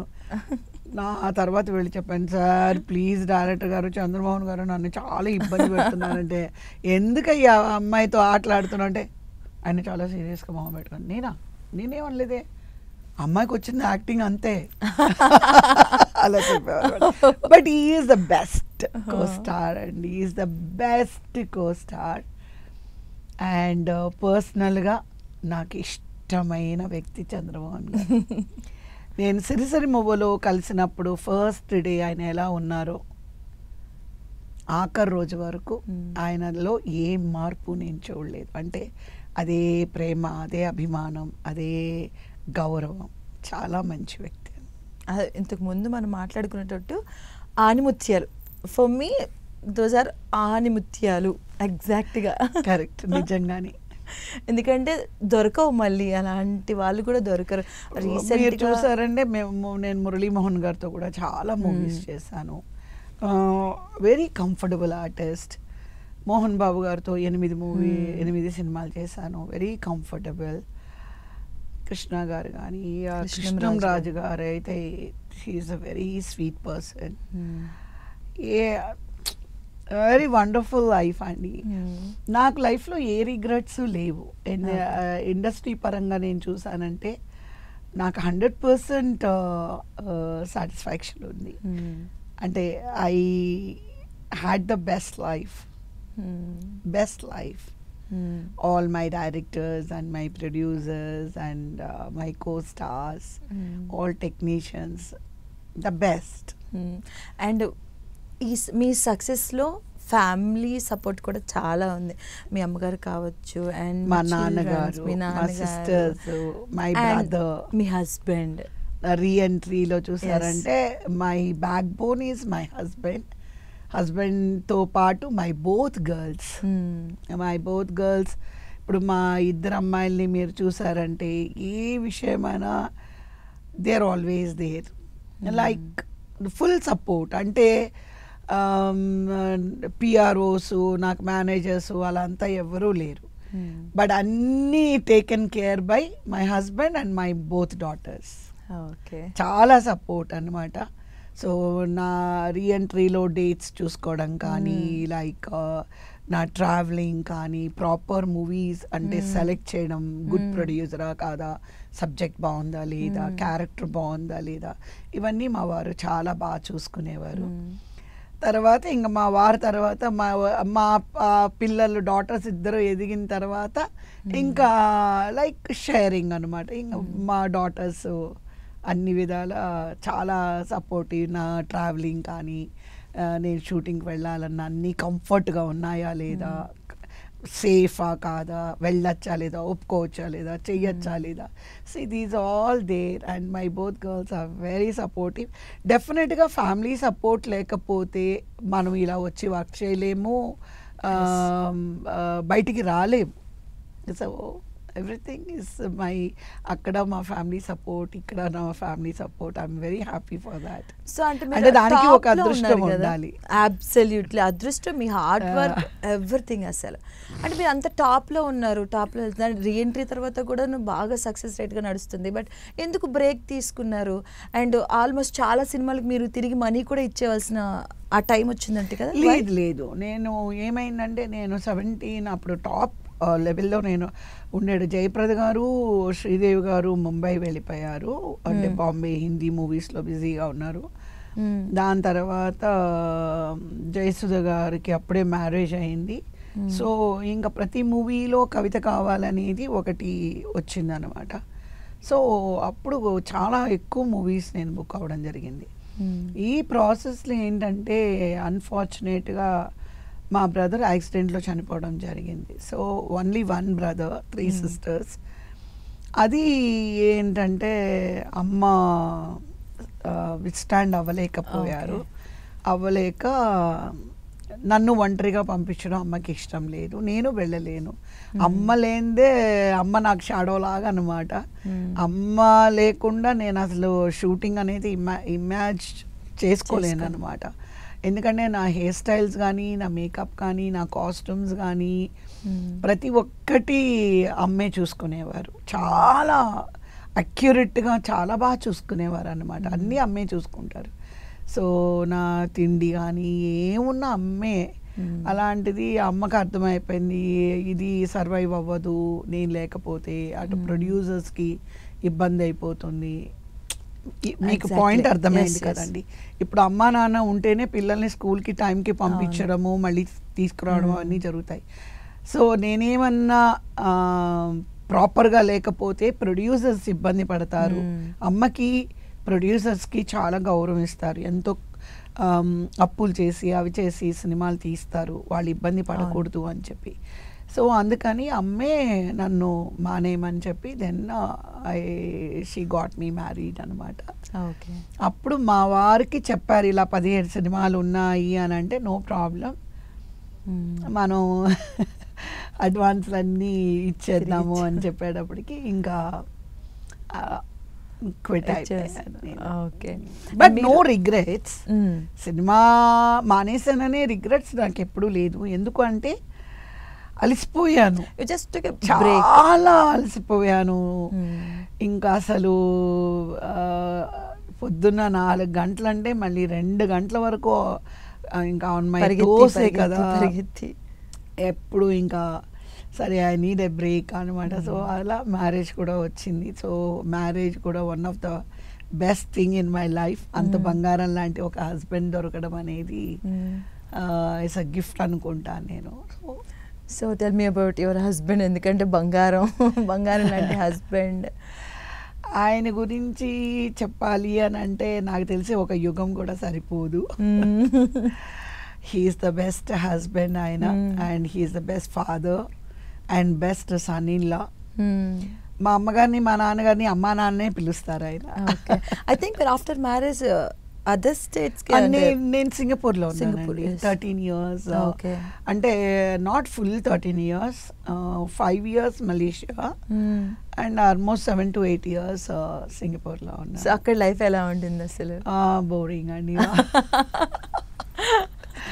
బోరింగ్ అంటే లైక్ 11/12 అనమాట. ఇటు 11 kilometers, ఇటు 12 kilometers. అది 1 గంటలో తిరిగి వచ్చేయచ్చు. అన్ని సంవత్సరాలు ఏం చేస్తావు? కాకపోతే అఫ్ కోర్స్ నేను ఇండియాకి అమ్మ దగ్గరికి రావడము, ఎప్పుడైనా అంటే నాకు మరీ ఇదంటే అమ్మని తీసుకొచ్చి నా దగ్గర పెట్టుకోవడము, నాన్నగారు ఇట్లా. సో ఇవన్నీ చేసాము. ఎప్పుడు మేము ఇండియాకి ఎవ్రీ ఇయర్ మేము పట్టుబట్టలు కొనడానికి నల్లి వస్తాం చెన్నై. వచ్చినప్పుడే కోడి రామకృష్ణ గారు, పద్మ గారు నన్ను నల్లిలో కలవడం జరిగింది. కోడి రామకృష్ణ గారు, కవిత గారు మీరు యాక్టింగ్ అంతా మానేకూడదు అని అంటే, లేదు సార్ ఇదో మా వారు మా పిల్లలు అని చిన్న పిల్లలు వీళ్ళు ఇంట్రడ్యూస్ చేస్తే, లేదు సార్ నేను మీతో మాట్లాడాలి అది మా వారితో మాట్లాడి మొత్తానికి ఆయన కన్విన్స్ చేసి నన్ను మళ్ళీ తరంగాల సినిమాని ఇంట్రడ్యూస్ చేస్తే నేను యాక్టింగే మర్చిపోయాను ఫుల్గా. కానీ మంచి పని చేశారు, మీ వారిని పట్టుకొని మిమ్మల్ని మాకు దగ్గర చేశారు మళ్ళీ. సో అలాగా మళ్ళీ నా రీఎంట్రీ కోడి రామకృష్ణ గారితో స్టార్ట్ అయింది. తమిళ్, తెలుగు, కన్నడ, మలయాళం మళ్ళీ ఒక 300 సినిమాలు. అప్పుడు కూడా ఓ మై గాడ్, హైదరాబాద్కి వచ్చానంటే అన్నపూర్ణలో హాఫ్ డే చేయాలి, నానక్రామగూడలో హాఫ్ డే చేయాలి, విశ్వేశ్వరరావు గెస్ట్ హౌస్లో హాఫ్ డే, ఇక్కడ 3 షిఫ్ట్ చేసేదాన్ని ఇక్కడ కూడా. అలాగే దిండుకల్, పళని వెళ్ళానంటే తమిళ్ మూవీస్ అక్కడే 3 షిఫ్ట్లు చేసేదాన్ని, 3 మూవీస్ చేసేదాన్ని, పొల్లాచి ఇవన్నీ. మళ్ళీ run run run run run run run అయిపోయింది. కాకపోతే పిల్లలు నన్ను మిస్ అవ్వడము, నేను పిల్లల్ని మిస్ అవ్వడము, అది చాలా ఇబ్బంది అయిపోయి ఇంకా స్కూల్స్కి వాటికి వాళ్ళకి లీవులు పెట్టేసి నేను ఎక్కడికి వెళ్తే అక్కడికి వాళ్ళని కూడా ఒక 10-15 days అంటే తీసుకెళ్ళిపోయేదాన్ని అనమాట. బికాస్ చాలా మిస్ అయిపోతూ ఉండేదాన్ని. ఇంకా మా వారు, మా అమ్మ, మా నాన్నగారు, మా పిల్లలు అలా ఎక్కడికి వెళ్ళినా తీసుకువెళ్ళేదాన్ని అనమాట. అంటే ఎంత స్టార్డమ్ ఉంది మీకు, అంటే దేనికోసం కూడా మీరు వేరే వాళ్ళ దగ్గరికి వెళ్ళాల్సిన అవసరం కూడా లేదు. బట్ ఇప్పటికీ ఆ సాధారణ జీవితాన్ని ఎలా సాగిస్తున్నారు అసలు ఇప్పటికీ స్టిల్? అంటే అర్థం లైక్ ఇప్పుడు ఐ వుడ్ సే జనరల్గా న్యాచురల్కి దగ్గరగా ఆవులని దాన్ని పెంచుకుంటూ ఉండడం, పక్కాగా చెప్పాలంటే డబ్బు పరంగా ఎటువంటి ఇబ్బంది లేకుండా. ఇప్పుడు ఒక స్టేజ్ వచ్చాక మారిపోతూ ఉంటాం, కొంచెం మన లైఫ్ స్టైల్ అనేది మారిపోతుంది, కొంచెం పాష్గా తయారవుతాం, వేరే లెవెల్ స్టేటస్ అలా వచ్చేస్తుంది. బట్ యు ఆర్ స్టిల్, అంటే ఇప్పుడు అంటాం కదా నేలకు దగ్గరగా ఉండడం అని. అంటే నేను బేసిక్గా ఏంటంటే comfort is okay but not luxury. నా కంఫర్ట్ జోన్ ఇంకొక విషయం ఏంటంటే నేను ఎప్పుడు సొసైటీ కోసం బ్రతకలేదు. వాళ్ళు BMW వెళ్తున్నారు, ఏంటబ్బా నేను శాంట్రోలో ఉన్నాను, నేను శాంట్రోలో కాదు, నేను BMW కాదు ఆడి కారు కొనాలి, అలా నేను ఎప్పుడు అనుకోలేదు. ప్రాక్టికాలిటీ, ఇప్పుడు BMW వెళ్ళినా అదే గోతుల్లోనే వెళ్ళాలి, శాంట్రో కార్ అయినా అదే గోతుల్లో వెళ్ళాలి. ఎస్, మీరు ఆడి కొన్నారని మీకు సపరేట్గా ఎవరు రోడ్డు వెయ్యరు కదా, వేస్తారా? BMW అయినా అక్కడ గొయ్యి ఉంటే గొయ్యిలోంచి వెళ్ళాలి కదా. సో అలా నేను ఆలోచిస్తాను. మనకి కార్ అనేది ఒక ట్రాన్స్పోర్ట్ అంటే నేను ఆలోచించేది, కార్ అనేది ట్రాన్స్పోర్ట్. ఇక్కడి నుంచి ఓకే మనం 10TV వెళ్ళాలి, we need a car, A to B. అది ఆటో అవుతుందా, క్యాబ్ అవుతుందా, లేదా ఒక అంబాసిడర్ కార్ అవుతుందా, ఒక ఇండికా కార్ అవుతుందా, ఎనీథింగ్ తీసుకొస్తుంది కదా మీ దగ్గరికి నన్ను. సో అదే నేను ఫీల్ అవుతాను. పిల్లలు అంటారు మమ్మీ పెద్ద కారు మనం కొంటే, నేను అన్నాను నిజంగానే నాకు ₹1,00,00,000 కారు కొనాలి అనే డబ్బున్నా ఆ డబ్బు చదువు లేని వాళ్ళకి, హెల్త్ ఇష్యూ ప్రాబ్లం ఉన్న వాళ్ళకి, చదువుకోవాలనుకున్నా అంటే ఫీజులు కట్టుకోలేని పరిస్థితుల్లో ఉన్నవాళ్ళు, లేదా ఆరోగ్యపరంగా వాళ్ళకి ఏదైనా ఇష్యూ ఉండి వాళ్ళు ఖర్చు పెట్టలేని వాళ్ళు ఉన్నారనుకోండి, నేను వాళ్ళకి ఈ డబ్బు ఖర్చు పెడతాను తప్ప నేను డెఫినెట్గా నేను అలాంటి కార్లు.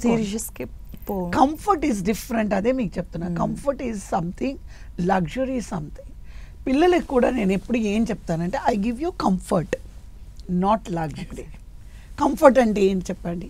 నడుచుకుంటూ స్కూల్కి వెళ్ళక్కర్లేదు, ఒక చిన్న కార్ అయినా సరే స్కూల్కి వెళ్ళచ్చు. ఉండడానికి మీకు ఒక కంఫర్టబుల్, ఓకే ఇప్పుడు కొంచెం నాకు మ్యారేజ్ అయ్యేంత వరకు మా ఇంట్లో ఏసీ లేదు, ఫ్యానే మేము పడుకునేవాడు. మా అమ్మ అలాగే అలవాటు చేశారు. సడన్గా 10 మంది గెస్ట్లు మా ఊరు నుంచి ఎవరైనా వచ్చినా కూడా ఒకవేళ నాకు మంచం మీద కాళ్ళు, లేకపోతే అమ్మ చాప, హీరోయిన్గా ఉన్నప్పుడు సంగతి కూడా చెప్తాను, చాప దుప్పటి తలగడ ఇచ్చి ఓపెన్ టెర్రస్లో మేము మా సిస్టర్స్ పడుకునేవాళ్ళం. సో అలాగ మనము ఒక మంచి లైఫ్, అదంతా ఒక మంచి లైఫ్ అని నేను అనుకుంటున్నాను. అబ్సల్యూట్. సో అలా మంచి లైఫ్ లీడ్ చేయాలి, ఎవరిని నొప్పించకూడదు, ఎవరిని బాధ పెట్టకూడదు. మన వల్ల అయితే ఒకరికి మంచి చేయాలి, మంచి చెయ్యలేకపోయినా చెడు చేయకూడదు. దీస్ సర్టన్ పాలసీస్ నేను పెట్టుకున్నాను. సో మనము ఏంటంటే నేను జనరల్గా ఐఎమ్ ఏ ప్యూర్ వెజిటేరియన్, నేను నాన్ వెజ్ తినను. అఫ్ కోర్స్ మా ఫ్యామిలీలో అందరూ నాన్ వెజ్ తింటారు, బట్ నేను తినను. బట్ పిల్లల కోసం వండుతాను కానీ నేను తినను. సో నేను ఫీల్ అయ్యేది ఏంటంటే మనము మన వల్ల అయితే అంటే జనరల్గా నాకు ఈ పబ్లిసిటీలు వాటి కోసం నేను ఏది చేయను. ఎందుకంటే మా నాన్నగారి వాళ్ళ అమ్మగారి దగ్గర నేను పెరిగాను. ఆవిడ ఏం చెప్తారంటే కుడి చేతితో చేసే దానం ఎడమ చేతికి తెలియకూడదు, అది ఏ టైంలో ఎప్పుడు నీకు రావాలో నీకు వస్తుంది, అంతే తప్ప నువ్వు ఒకరికి చేసినప్పుడు తనకి ఇదిగో అమ్మ నేను తనకి కాఫీ ఇచ్చాను, నెక్స్ట్ డే వాళ్ళ ఇంటికి వెళ్తే నాకు కాఫీ ఇవ్వలేదు, అలాగా ఎక్స్పెక్టేషన్స్తో నువ్వు చేస్తే అది నీకు నీ అకౌంట్లో పడదది అని మా నాన్నమ్మ గారు చెప్పారనమాట. అందుకని నేను ఒక ఎన్జిఓ అని నేను ఆల్మోస్ట్ 18 years బ్యాక్ నేను స్టార్ట్ చేశాను, హెల్పింగ్ హ్యాండ్స్ అని. దాంట్లో నేను ఒక 5-6 హార్ట్ ఆపరేషన్స్, తర్వాత ఒక అబ్బాయికి, ఒక 5-6 years ఓల్డ్ బాయ్కి ఒక లెగ్, ఒక హ్యాండ్ లిమ్స్ రాజస్థాన్ నుంచి, జైపూర్ నుంచి ఎక్కడో తయారు చేయించి తీసుకొచ్చి ఇచ్చాము. అలాగే ఒక 11 మందికి మ్యారేజెస్ చేశాను, ఒక 18 to 20 kids ఎడ్యుకేషన్ ఇచ్చాము. సో నా వల్ల అయ్యింది అంటే చాలా చేశారు మీరు. అంటే తక్కువ అనుకుంటున్నారు కానీ అది కూడా చాలా చేశారు. అసలు చాలా తక్కువ మంది కదా అట్లా దాన్ని అట్లా యూటిలైజ్ చేయడం కూడా. See, what I feel,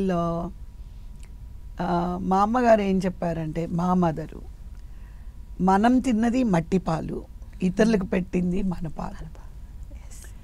so మనం తిన్నది మట్టిలోనే కలుస్తుంది తప్ప దానికి అది నీ పాలు కాదు. ఎవరికి మనం ఒక ముద్ద అన్నం పెట్టామంటే అదే మనకి చెందుతుంది. సో అలాగా ఐ బిలీవ్ ఇన్ సర్టన్. మేమంతా ఏంటంటే, నాకు చదువు పెద్దగా లేదు, 6వ క్లాస్ వరకే చదువుకున్నాను, అది కూడా గవర్నమెంట్ స్కూల్, చెట్టు కింద కూర్చొని చదువుకున్నారా మీరు? అయిపోయింది నా స్కూల్. ఆ తర్వాత నేను స్కూల్ని చూడలేదు అనమాట. So this is the life నేను అడాప్ట్ చేసుకో. మీరు అన్నారు బీ నార్మల్. ఈరోజు నాకు కారులో పిల్లలు ఎక్కడైనా బయటకు వెళ్ళారంటే, అర్జెంటుగా నేను డబ్బింగ్కి వెళ్ళాలంటే నేను ఆటోలో వెళ్ళిపోతాను. ఇంకా మళ్ళీ క్యాబ్ కూడా ఎందుకు వెయిట్ చేయడం అని ఆటోలో వెళ్తాను. వాళ్ళు అంటారు, అంటే ఏంటి పని అవ్వాలి మనకి, I will go by auto for dubbing. నేను అవన్నీ ఏం ఫీల్ అవనండి. సడన్గా పని వాళ్ళు లేరు, ఇవాళ రాలేదంటే నేనే ఇల్లు ఊడుస్తాను, తడిగుడ్డ పెడతాను, అంట్లు తోముతాను, వంట చేస్తాను, దాంట్లో తప్పేమీ లేదు. ఇంట్లో మీరు మదర్ డాటర్ యాజ్ ఎ మదర్గా ఇంట్లో ఉంటారు, అంటే మీ మదర్తో ఉన్నప్పుడు యాజ్ ఎ డాటర్గా ఉన్నారు. సేమ్ నార్మల్గా నార్మల్ పీపుల్ ఎలా ఉంటారు అంతే. అవి ఇప్పుడు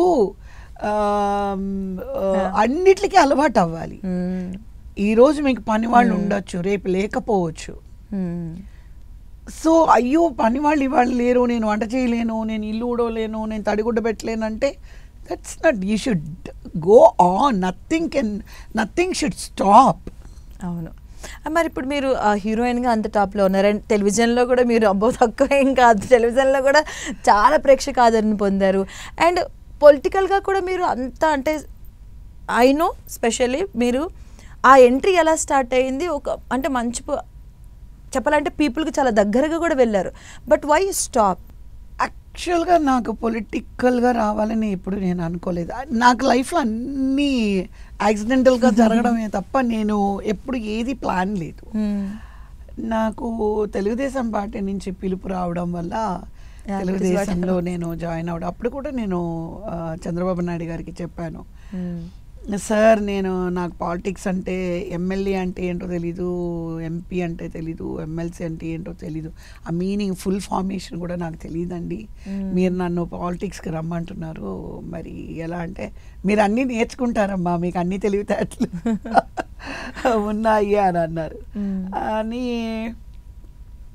సరే మరి నన్ను ఏం చేయమంటారు అని అంటే, లేదు మీరు రండి, మీకు ఎమ్మెల్యే సీటు ఇస్తాను, మీ ఐడియా ఏంటి అన్నారు. నేను అన్నాను, యాక్చువల్గా నేను చెన్నైలో ఉన్నప్పుడు ఒక ప్రోగ్రామ్ ఏమంటారు అంటే తమిళనాడులో మదురై, సేలంలో ఒకే సంవత్సరం 400 ఆడపిల్లల్ని చంపేశారు. పుట్టిన వెంటనే వడ్ల గింజ గొంతులో వేసి. జయలలిత గారు అప్పుడు సీఎంగా ఉన్నారు. అయితే దాని మీద నేను రీసెర్చ్ చేశాను, అలా ఉండకూడదు. ఆవిడ ఏం చేశారంటే, భయంకరమైన ఇది, రోజు 5 మంది ఆడపిల్లలు, 10 మంది ఆడపిల్లలు, ఇట్లా అసలు భయంకరమైన ఒక న్యూస్ అన్నమాట. అప్పుడు ఈవిడ అనౌన్స్ చేశారు. చాలా అల్లాడిపోతున్న తమిళనాడు అంతా షేక్ అయిపోతుంది ఆ టైంలో. ఆవిడ ఏంటంటే తొట్టెల్ కొళంది అని చెప్పి ఒక స్కీమ్ పెట్టారు.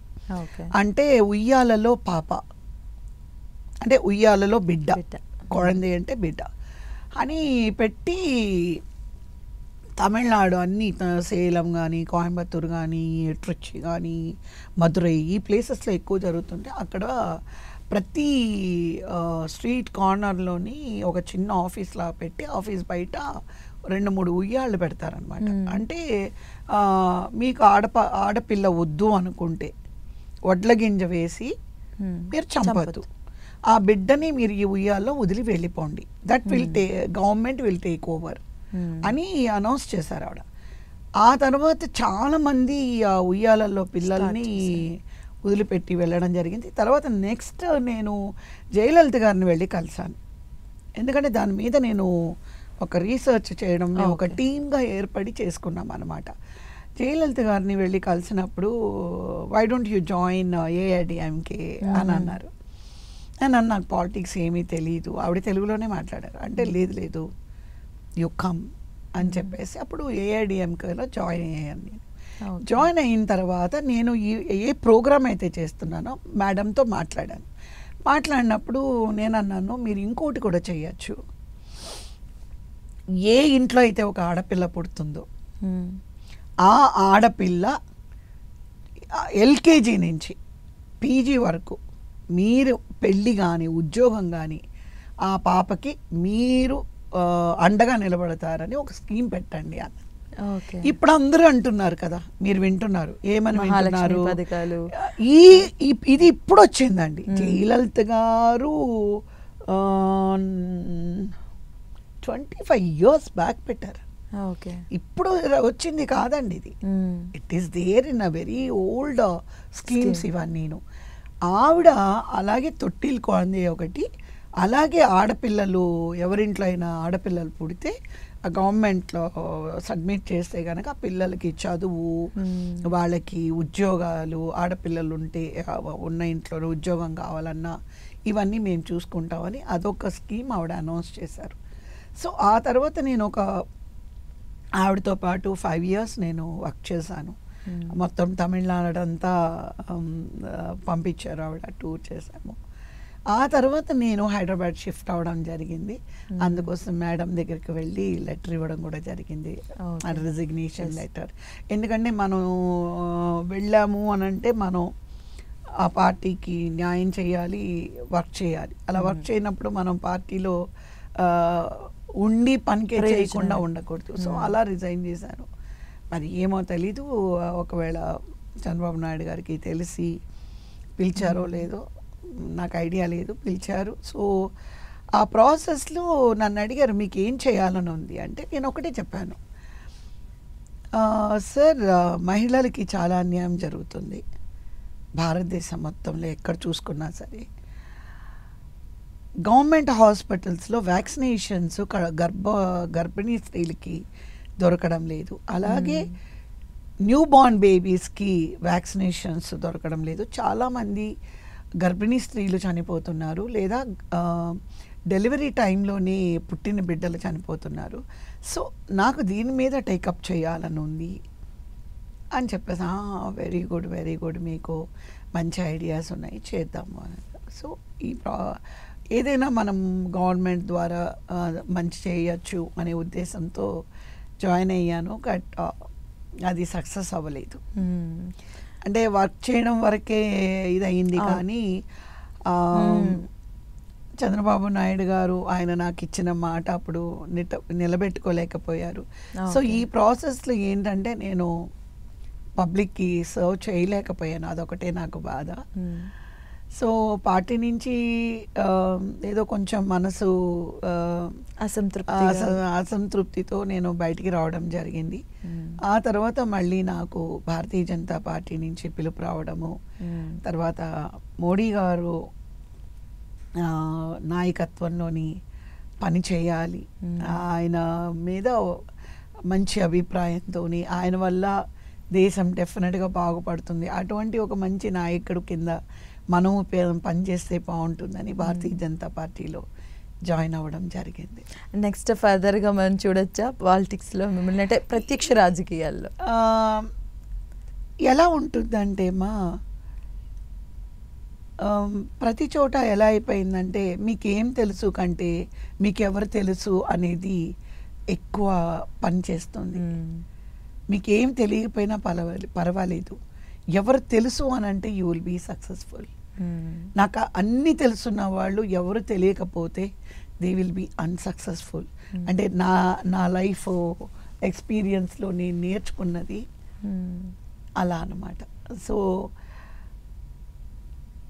పనిని చూసి హార్డ్ వర్క్ అని చూసి ఎస్ వాళ్ళ వర్క్ మనం యూటిలైజ్ చేసుకోవాలి, వాళ్ళ సర్వీసెస్ మనం యూటిలైజ్ చేసుకోవాలి అనేది తక్కువ రాజకీయాల్లో కానీ ఎక్కడైనా సరే. నీకెవరు హూమ్ యూ నో అనేదే కానీ వాట్ యు నో అనేది doesn't work here. Okay. And coming to movie industry, మీరు 4 డికేట్స్గా ఉన్నారు ఇండస్ట్రీలో. సో మీకేం డిఫరెన్స్ కనిపించింది? అంటే స్టిల్ నో చాలా హిట్ మూవీస్ వస్తున్నాయి అండ్ అప్పుడు ఇంకా హిట్ మూవీస్ ఉన్నాయి. సో మీరు గమనించినవి ఏంటి? రైట్ నో అన్నెసెసరీ థింగ్స్ ఏమనిపిస్తున్నాయి మీకు? I don't say unnecessary things ఏమున్నాయని నేను చెప్పలేను, నెససరీ థింగ్స్ లేవు అని చెప్తాను.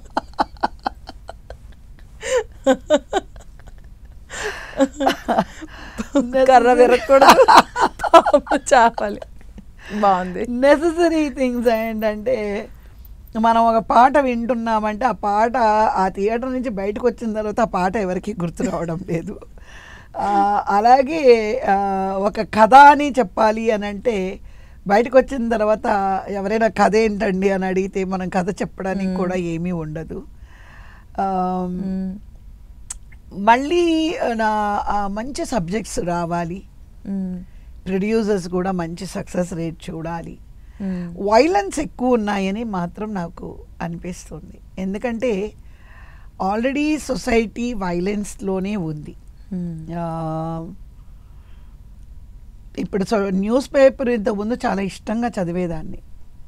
అంటే నేను రాజకీయంలో ఉన్నాను కాబట్టి ఎవరు అంటే అసలు ఇండియాలో ఏం జరుగుతుంది లేదా ఓకే నేను ఇప్పుడు భారతీయ జనతా పార్టీలో ఉన్నాను, ఏం జరుగుతోంది, కాంగ్రెస్ ఏం చేస్తుంది, ఓకే టీడీపీ ఏం చేస్తుంది, జనసేన ఏం చేస్తుంది, ఇలా పార్టీలు ఎవరెవరు ఏమేం చేస్తున్నారు. సో దాంట్లో మంచి పాయింట్స్ మనం తీసుకొని రాంగ్ పాయింట్స్ గురించి ఫైట్ చేయాలి అని అనుకుంటాం. కానీ ఇటీవల కాలంలో ఒక పేపర్ తీస్తే నథింగ్ బట్ వైలెన్స్. అంటే ఫ్రంట్ పేజ్ నుంచి మీరు చూసారంటే లాస్ట్ పేజ్ వరకు nothing but kidnaps, murders, what not, I don't mention.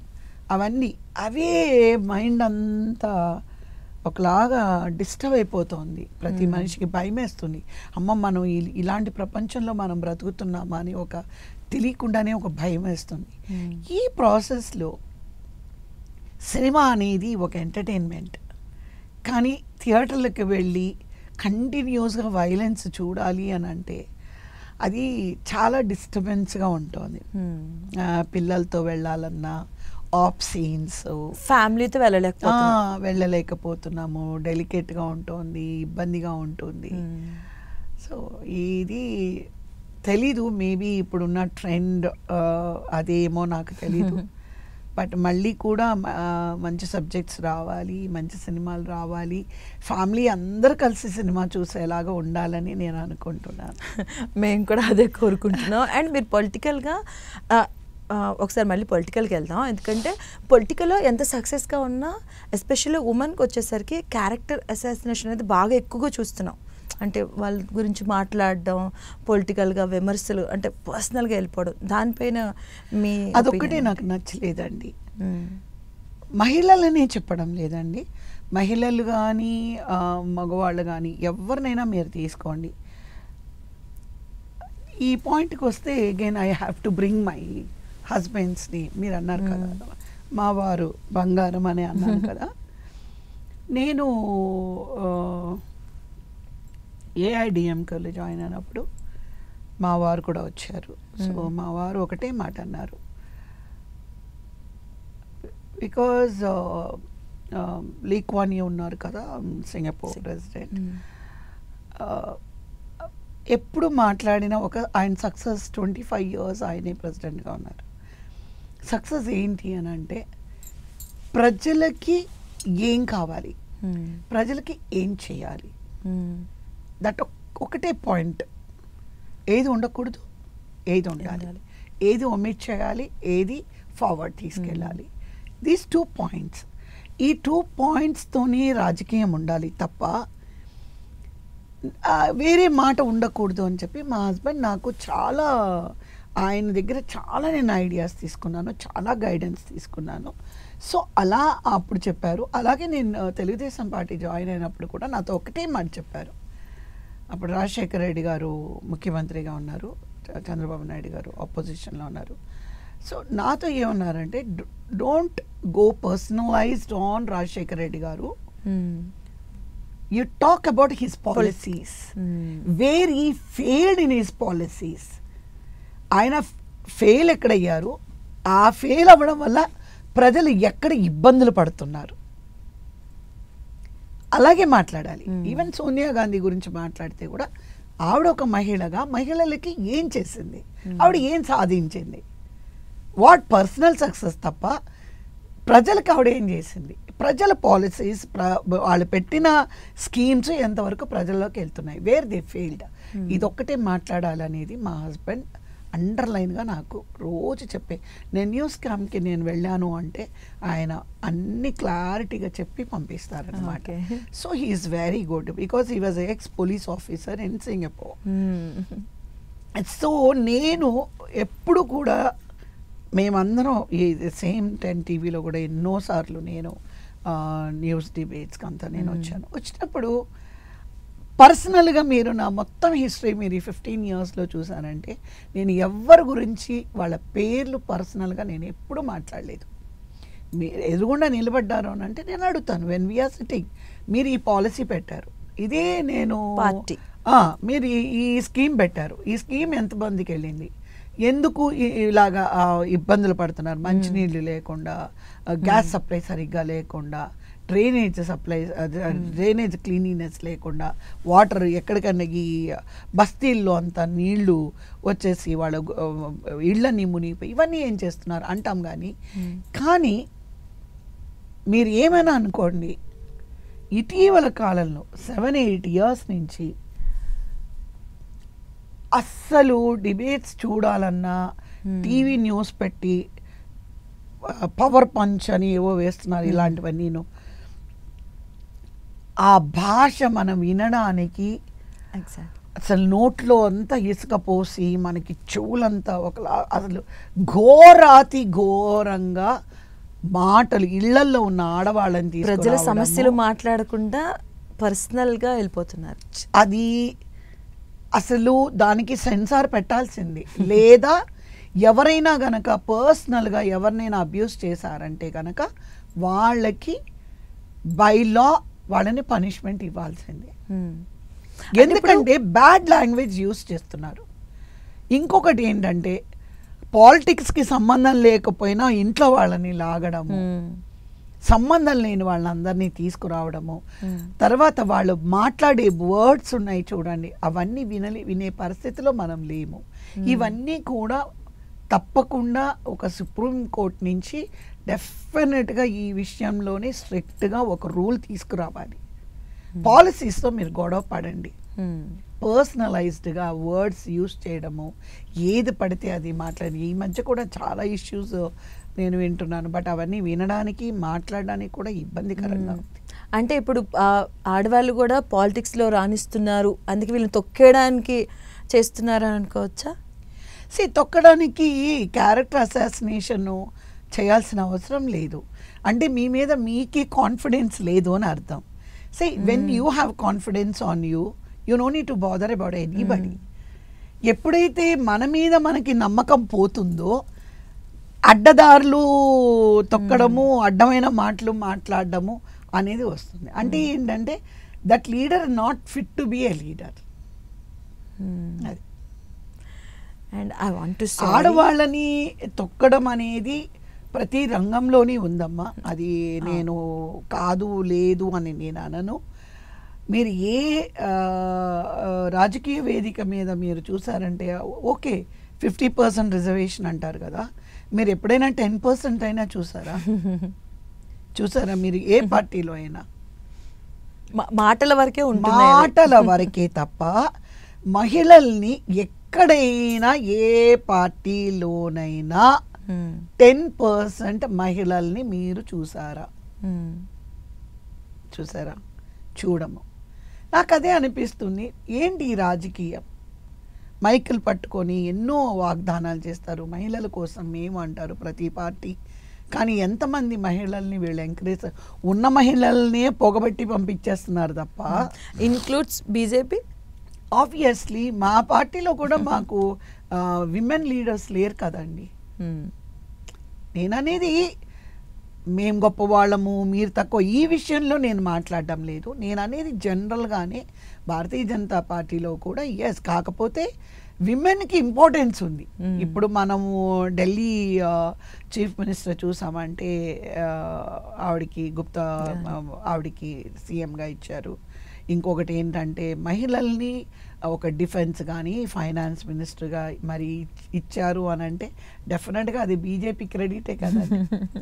అది మీరు చెప్పలే, అది కాదనలేరు కదా. అవును, ఒక మహిళలకి ఆ ఇంపార్టెన్స్ పార్టీలో ఇచ్చారు. కానీ నేనేమంటానంటే అట్లీస్ట్ మనము ప్రతి అసెంబ్లీలోని ప్రతి పార్టీలోంచి 20 మంది అయినా మహిళలు, అంటే 20% అయినా 50% కాకపోయినా 20% అయినా మహిళల్ని మనం ఎంకరేజ్ చేయాలి. అలా మహిళలు తొక్కేస్తారు అని అనుకోవడం అంటే ఎవరైతే అనుకుంటున్నారో వాళ్ళు not fit to be leader అలా అనుకుంటున్నాను నేను. ఎందుకంటే తప్పకుండా మహిళలు రావాలి. ఇప్పుడు నోటితో చెప్పడం కాదు, మహిళలే అన్నీ అని చెప్పి మహిళలే వద్దు అనుకొని వెనకాల మైక్ వెనకాల మహిళలే వద్దు మేమే ఉండాలంటే అది కరెక్ట్ కాదు. ఏ పార్టీ అయినా సరే, ఈవెన్ మా భారతీయ జనతా పార్టీ కూడా should encourage more women. Already encouraging కాదని నేను డెఫినెట్గా నేను అనను. మీరు చూసారంటే మొన్నటి వరకు పురంధేశ్వరి గారు మాకు చీఫ్ ప్రెసిడెంట్గా ఉన్నారు. అలాగే తమిళనాడులోని ఒక లేడీకి ప్రెసిడెంట్గా ఇచ్చారు.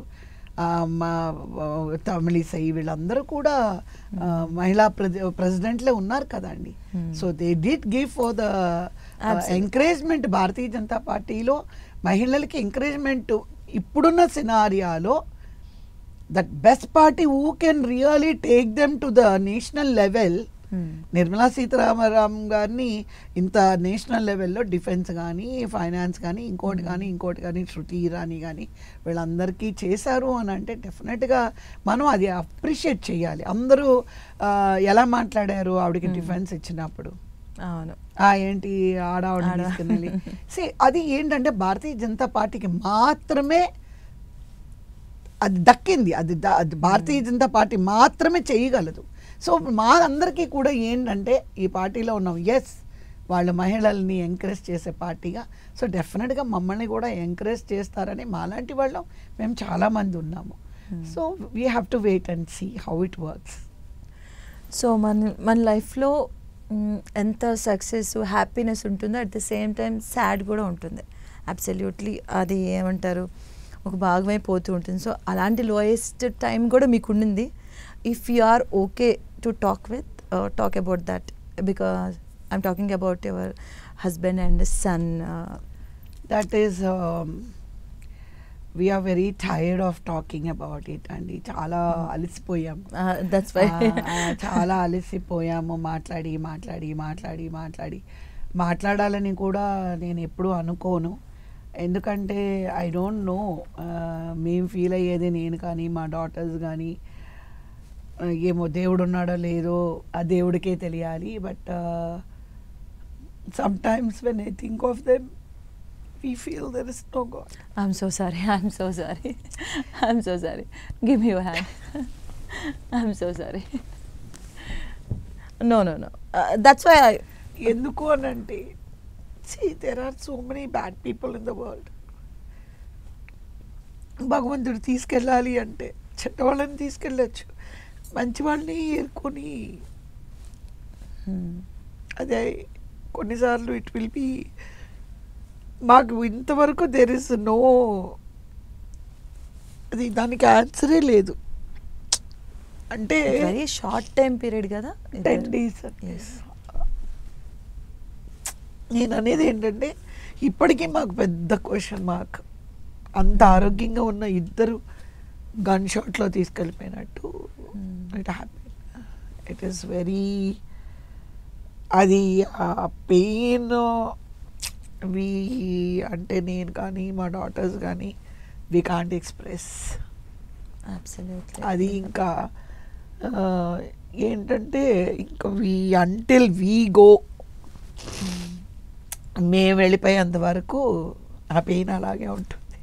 బట్ అంటే దాన్ని ఎవరు తిరిగి పూడ్చలేరు కూడా ఆ పెయిన్ని. But we all are with you. So ఎందుకంటే మిమ్మల్ని ఎంతో ఆదరించే అభిమానులు ఉన్నారు. మీరు హీరోయిన్గా ఉన్నప్పుడు, తర్వాత టెలివిజన్కి వచ్చినప్పుడు, ఇప్పటికి కూడా మీరంటే చాలా చాలా అభిమానించే అభిమానులు అందరూ ఉన్నారు. మేము అందరూ ఉన్నాం కాబట్టి. So first of all I'm so sorry again మీకు ఆ టైంకి తీసుకెళ్ళినందుకు. సో మాకు ఈ కవిత గారు వద్దు. ఫుల్ బబ్లీ స్మైలీ సేయింగ్ అండి, every beautiful smile there is so much pain. So అవన్నీ పక్కన పెట్టేసి ర్యాపిడ్ ఫైర్కి వచ్చేద్దాం. Okay. So who is your celebrity crush? Yes Krishna garu always.